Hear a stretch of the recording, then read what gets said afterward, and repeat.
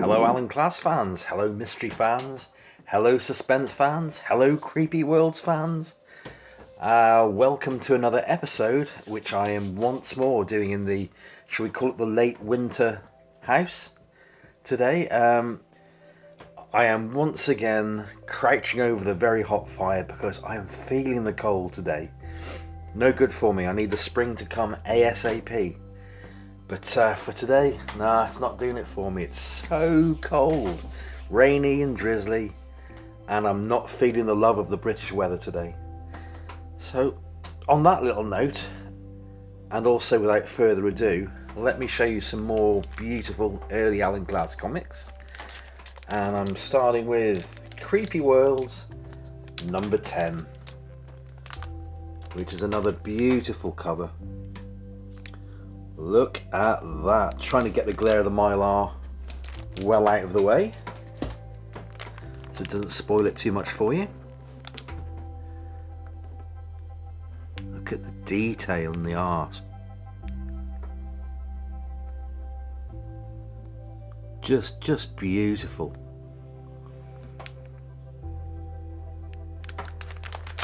As for condition, pretty good. Any fans of Curb Your Enthusiasm here? It's pretty good. No real hint of a spine roll yet. The spine is nice and tight. Absolutely, I was going to say absolutely no colour breaking creases, but got one just in the corner down there. Unfortunately, everything else on the cover of this book looks beautiful.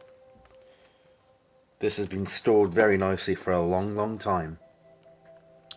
Do not touch wax figures. Midnight in the Wax Museum. What would it bring to Warren Kenyon? Probably death. I think he will probably replace one of the wax statues.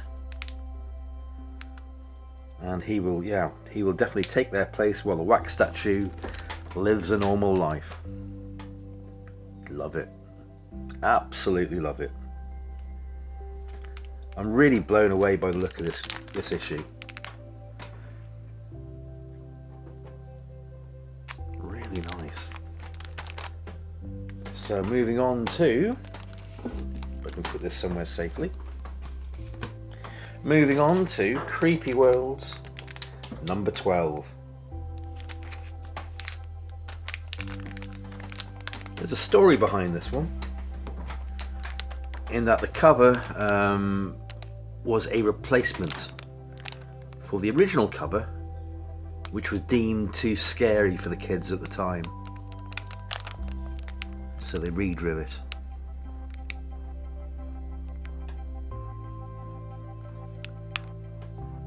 Isn't that great?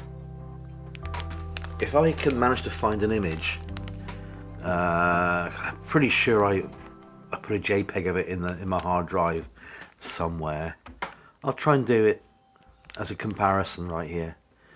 But if you don't see anything right now, then you'll know that I haven't found anything. But no, this is definitely a replacement cover for the original. Look at that, so dark. And the look of terror on the face of that fella.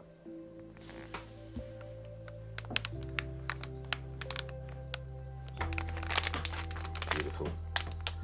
What was the astonishing secret of the Fantastic City? Probably because you're going to get squished by a giant hand, I think.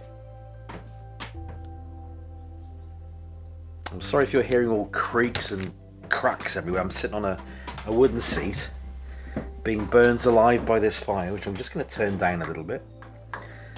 Yeah, sorry about that. Condition wise, not too bad. Spine's a little bit on the turn there, but still complete. A few more colour breaking stress lines, but the cover retains its cover gloss. Not as nice as the issue 10 previously, but still nice. I mean, I've got to put things into perspective. This book is a really early Creepy Worlds.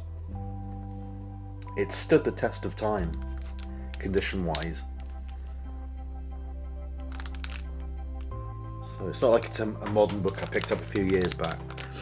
It's an old book.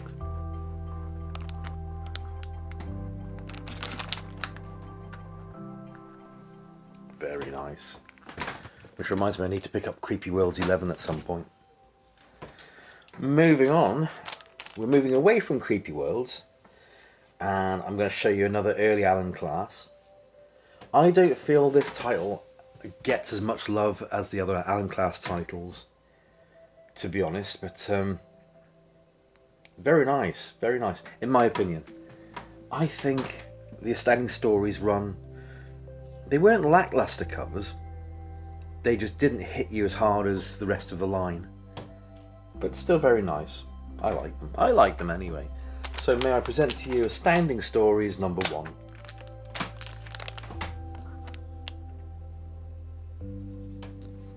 The Man from Mars.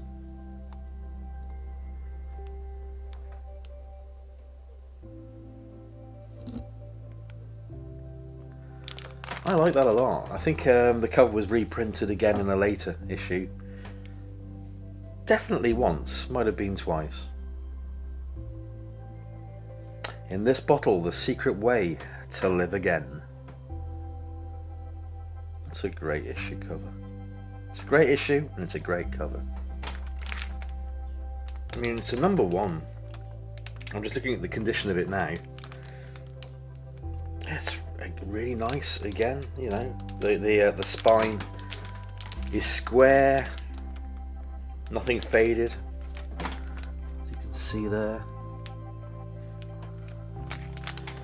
Good colour and no colour breaking creases. Pretty good for number 1.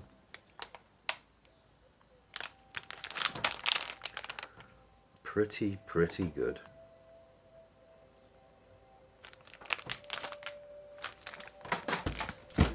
Moving on to Astounding Stories number 2.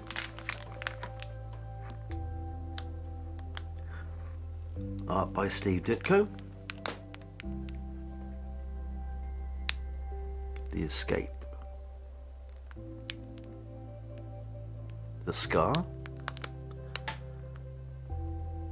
Because as I'm looking at these, it's all backward to my vision, so I can't quite make out something like the face there. What is it? The Man Who Lost His Face.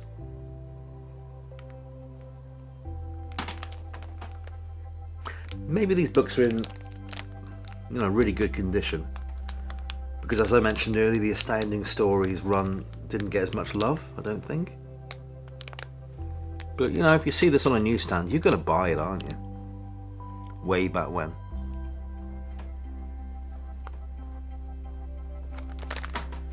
Great spine. There's a little spine tick right there, about halfway up the book on the edge.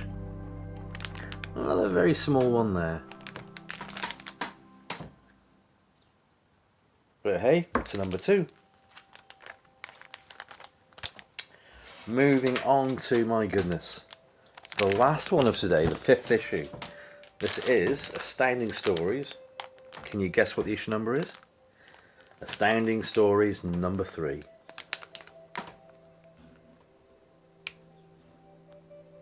I think also maybe this one, they're more plentiful out there to find. But I love them. So what are we looking at here? We're looking at, who are the Blue Men? What is their mission on Earth? Why is the desert so vital to their plans? Where is it all happening? Read The Blue Men of Bantro. I'll tell you what, if they lived here, they'd be the burning hot men of Shropshire, UK. Whoa. So, really feeling it today. Condition wise, spine isn't too bad. Still nice and square.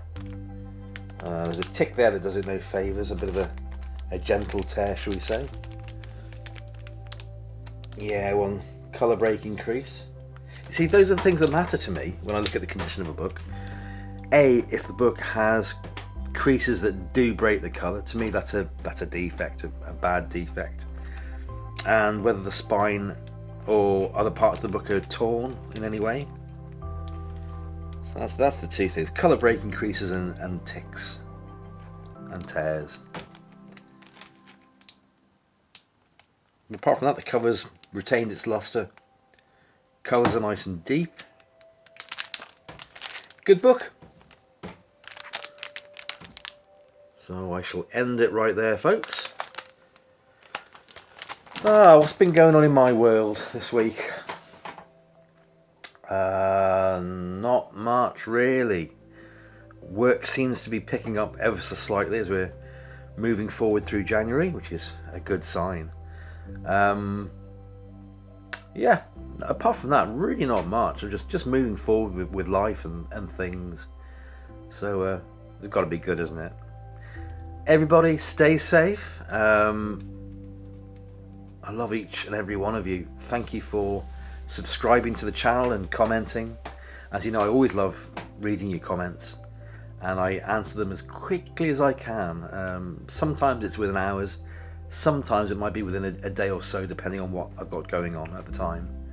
But keep them coming, you know. And if you have other comic book friends and you really like this channel, you might want to think about telling them to possibly check this channel out. The more the merrier, really, you know.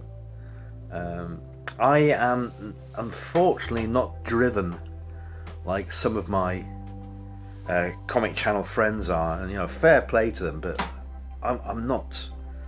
Although I love doing this and I love the interaction, I'm kind of like not sat at the computer 24/7 thinking, right, how am I going to pump this out? How am I going to make this episode look great? How am I going to really increase my subscribers?